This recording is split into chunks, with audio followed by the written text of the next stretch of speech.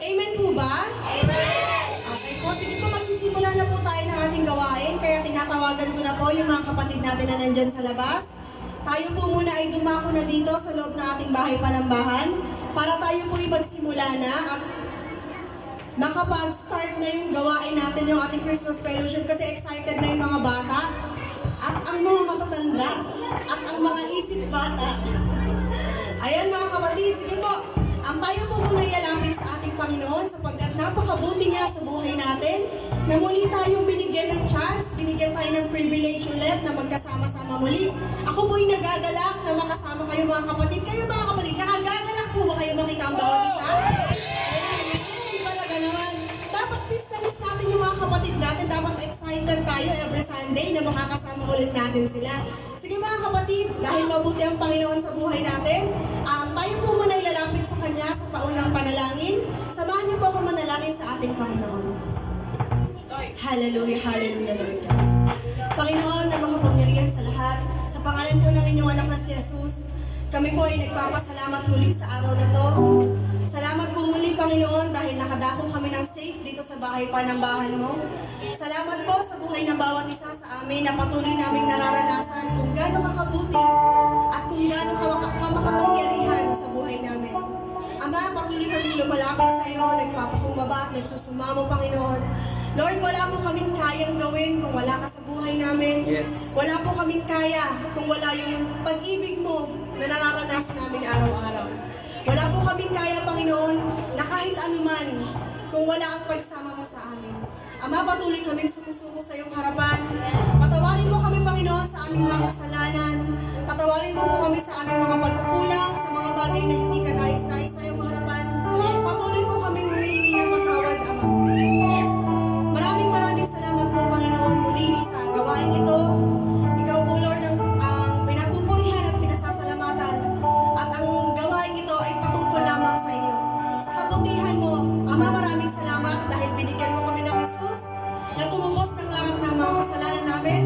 At yun po, Lord, yung sineselebrate namin, Panginoon. Yung pagbigay mo sa amin ng tagapagtanggol at Panginoon.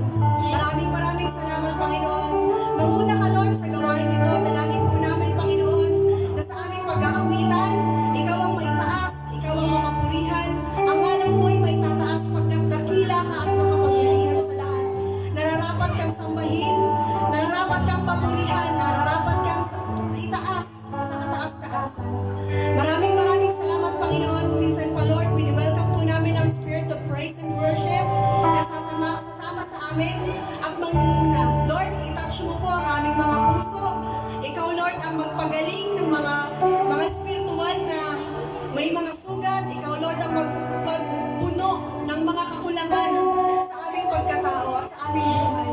Wala po kaming ibang inaasahan sa gawain ito, Panginoon, kung hindi ikaw lamang. Ang kabutihan mo, Panginoon, ang maranasan ng bawat isa sa amin upang magbalik po yun ang pasasalamat at buong pusong pagsamba. Maging buhay na naalay po kami sa inyong harapan, Panginoon. Maraming salamat, Panginoon. Itinataas ka namin, Lord. Niluluwalhati ka namin sa pangalan ni Jesus. Amen. Amen. Mga kapatid, tayo po ay umawit at magbigyan ng samba sa ating Panginoon Diyos na makapangyarihan sa lahat. Awitin po natin, Pusong Dalisay.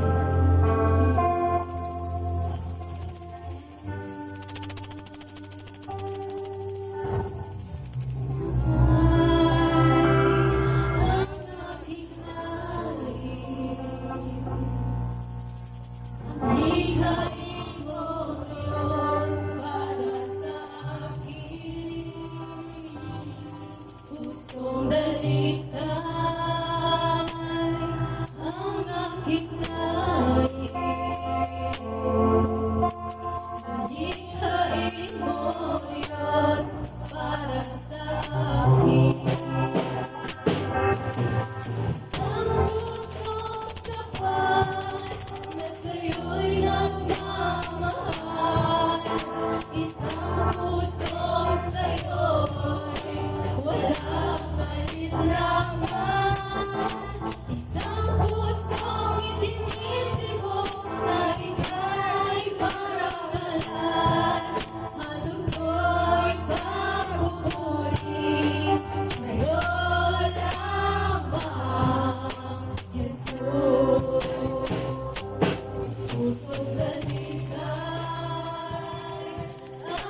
aking nais. Malikhain mo, Diyos, para sa akin. Pusong dalisay ang aking nais. Malikhain mo, Diyos, para sa akin. Isang pusong tapat na sa'yo'y nagmamahal. Isang pusong sa'yo'y walang alinlangan. Isang pusong itinitibok na ika'y parangalan. At ako'y mapupunin sa'yo lamang, isang pusong tapat na sa'yo'y nagmamahal. Isang pusong sa'yo'y walang alinlangan. Isang pusong itinitibok na ika'y parangalan. At ako'y mapupunin sa'yo lamang, Jesus. At ako'y mapupunin sa'yo lamang, Jesus.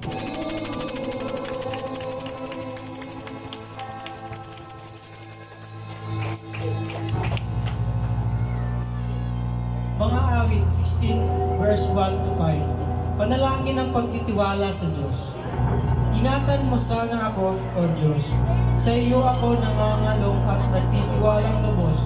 Ang sabi ko kay Yahweh, Ikaw ang Panginoon ko, kabutihang tinatamasa mo. Lahat ay mula sa iyo, mga likha ng Panginoon ay dakila't mararangal. Sila'y namumula sa ibang bayan, iligaya ng sarili ay sila'y aking kakapinsan. Ang mga bumabaling sa ibang Diyos, suliranin sunod-sunod sa mga paghahandog nila hindi ako sasama. At sa kanilang mga Diyos, ako'y hindi sasamba, hindi rin maglilingkod, hindi pupuri sa kanila. Ikaw lamang, Yahweh, ang lahat sa aking buhay. Lahat ng kailan ko'y iyo'y binibigay, kinabukasan ko'y nasa iyong mga kamay. Purihin ang pagkabasa ng Panginoon. Awitin po natin, masiglang umawi.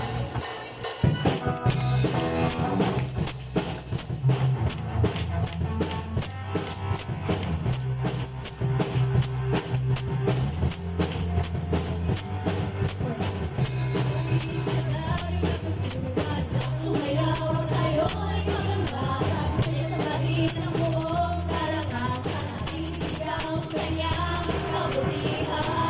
Sigaw umawit! Sa umawit sa sali ng tutugan. Sumayaw tayo'y maganda at sa bahin ng buong kalakasan. Ating sigaw kanyang kabutihan. Sa lahat ng oras ay maaasahan ang pag-ibig niya'y ating kalagahan. Mga puso natin ay pinupuno ng kaligayahan, kaya't ating ipagdiwang kanyang kabutihan. Silang umawit sa sarang nagtutulungan, sumayaw at tayo'y magkatari. Siya'y sa pangin ng buong kalakasan, ating sigaw ang kanyang kabutihan. Sa lahat ng oras, siya'y maaasahan, ang pag-ibig niya'y ating kalagahan.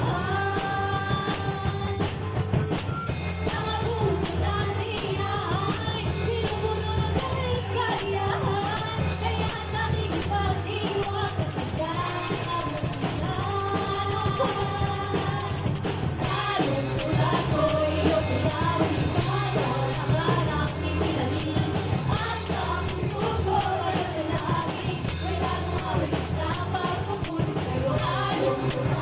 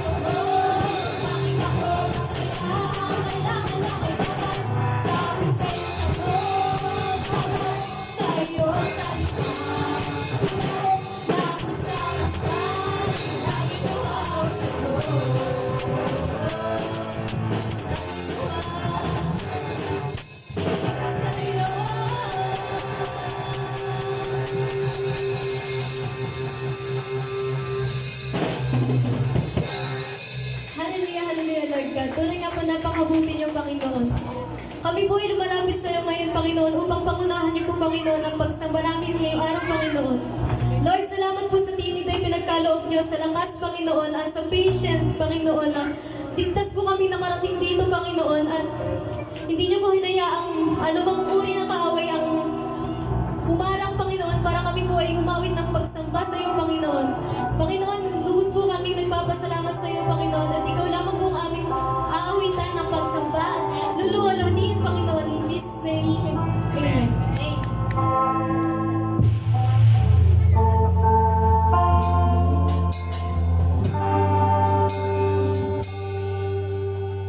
Titig ko man lahat ng awit sa mundo, di kayang ilarawan ang kadakilaan mo.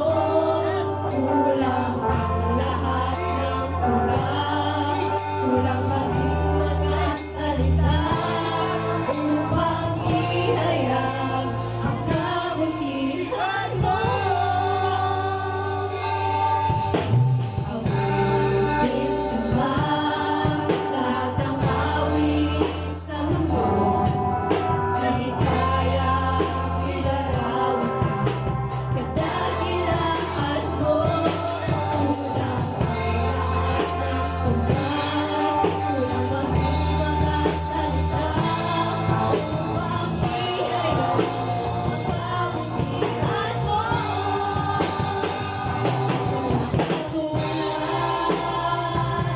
Wala nang papantay sa'yo, walang katulad, wala nang hihigit sa'yo. Ikaw ang Diyos kung paman,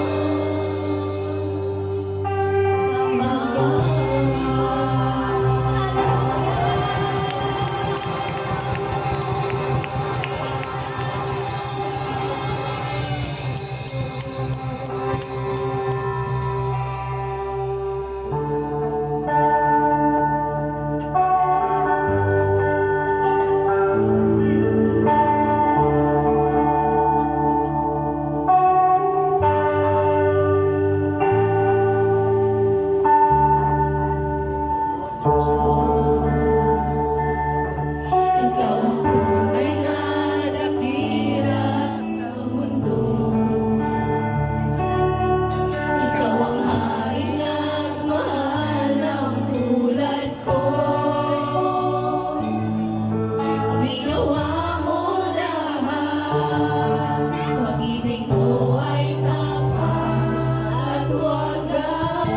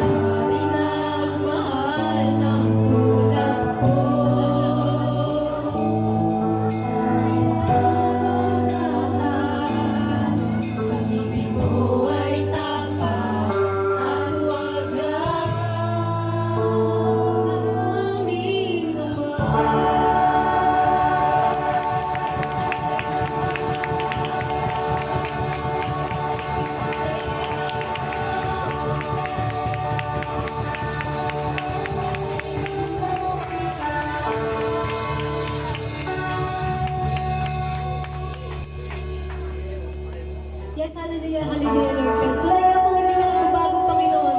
Sa lahat ng oras, Panginoon, nandyan ka, Panginoon, sa amin, Panginoon. Nandyan ka, Panginoon, para palakasin kami, Panginoon. Salamat, Panginoon, kasi sa pagising pala ng umaga, Panginoon, na binibigyan niyo na po kami ng lakas, Panginoon, upang harapin, Panginoon, ang buong araw, Panginoon, ng may lakas, Panginoon. Maraming salamat po, Panginoon, sa mga biyaya mo, Panginoon. Salamat po sa tinig, Panginoon. Salamat po sa mga kapatid kong nandito ngayon, Panginoon. Kasama ko nagsasamba, Panginoon. At hindi nataas ka, Panginoon. Lord, ikaw lamang po ang aming itataas at luluwalhatiin, Panginoon. In Jesus' name we pray. Everybody say, Amen. Mga kapatid, tayo naman po ay magkawayan, magkamustahan. Awitin po natin. Kaibigan, kamusta ka na?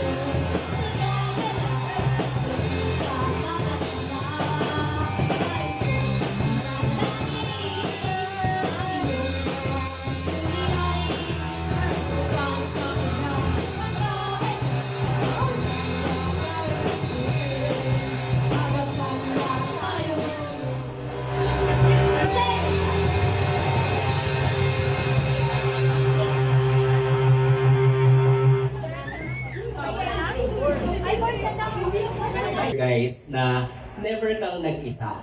Sa Pasko, kung wala man yung pamilya mo, kung meron man tayong hal sa buhay na naunang umuwi sa ating Panginoon, never tayong nag-isa pa din. Kasi yung tunay na essence ng Pasko is hindi dahil single ka, hindi dahil wala yung mama mo, yung papa mo, wala yung taong inaasahan mo na naandyan. Bagkos nandoon yung Diyos na laging nagmamahal sa'yo at never kanyang iniwan. So yun po, salamat sa Panginoon. Oh, next!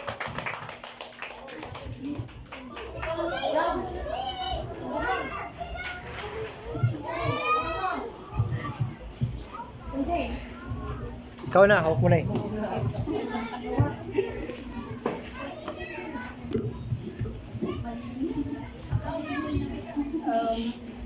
Ang nanawan. Gitna, gitna. Praise. Ang nanawan ko pa sa verse na John 3:16 ipinadala ng Diyos ang anak niya na si Kristo pang magsilbing tagapagligtas sa lahat ng mga sangkatauhan sa pamamagitan ng pagsasampalataya sa Kanya. Lahat tayo ay nagkakaroon ng buhay na walang hanggan sa kaharian. Magiging ligtas lamang tayo kung tayo naniniwala sa Kanya. Amen.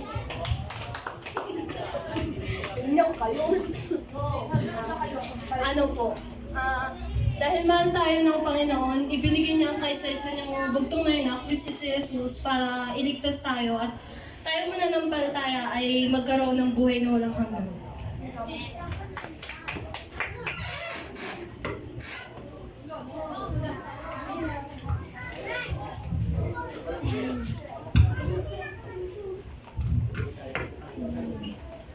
Ang pagkakaunawa ko po sa verse na to is binigay po ng Amang Diyos ang kaisa-isa niyang anak upang kung sino man ang sumampalataya sa Kanya ay magkakaroon ng buhay na walang hanggan at magkakaroon ng buhay na masagana.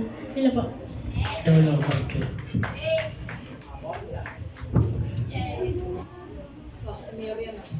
So ayun, like they said, yun, kung ano mo yung sinabi na parang ganun din naman kasi sabihin natin paulit lang din yan eh. So, tulad ni sabi ni Brother JM na di ka nag-iisa, totoo yun kasi lagi mo naman kasama si God sa ups and downs mo eh, di ba? Yun nga, katulad nung sinabi din ng iba na sinugoy si Jesus para sa atin. Ang Panginoon kasi madali niya magpatawad eh, kahit ano man yung ginawa mo, mag-pray ka lang sa Kanya tsaka i-praise mo lang siya lagi. So, ayun, thanks. X.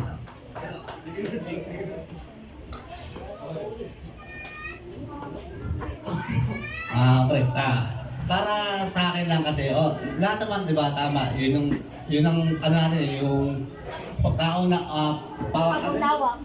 paunawa natin sa isa't isa. Pero para sa akin na kasi, yung simula dati yung nangyari sa akin, di ba, tinanggap ko lang si Christ, ganyan, kumbaga, lumis ulit ako ng landas eh. Kumbaga, hindi naman talaga totally lumis ako. Kumbaga, naging busy, naging ano ako, kumbaga nawalan ako ng time. Nawalan ako ng time sa Panginoon. Pero nandun pa rin yung pagdadasal ko. Pero ngayon, tinanggap niya ulit ako bilang anak niya para sumamba sa kanya, magpasalamat. Kumbaga, lahat tayo may chance tayo, may chance tayong magbago or umano sa Panginoon. Yun lang, aim. Amen. Okay na.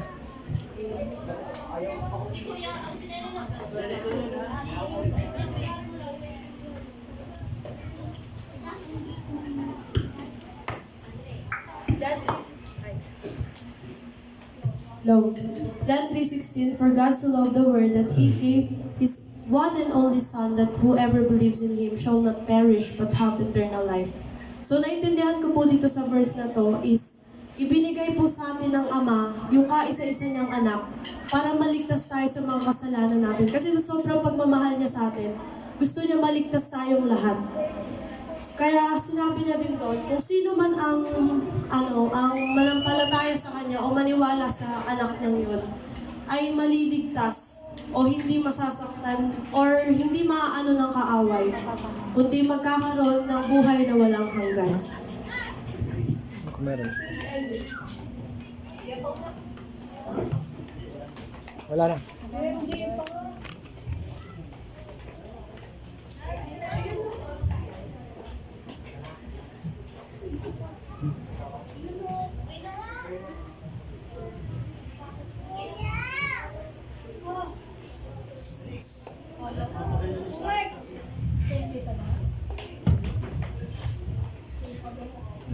So ayun pagkakaintindi ko dito sa verse na to ayun na nga yung dahil mahal tayo ng Panginoon ito na yung yung pinaka na ito, yung kasi yung kaisa-isa niyang anak na binigay niya sa atin para magkaroon tayo ng way para makalapit ulit tayo sa ating Panginoon. Amen. Okay na. Ha? Okay na.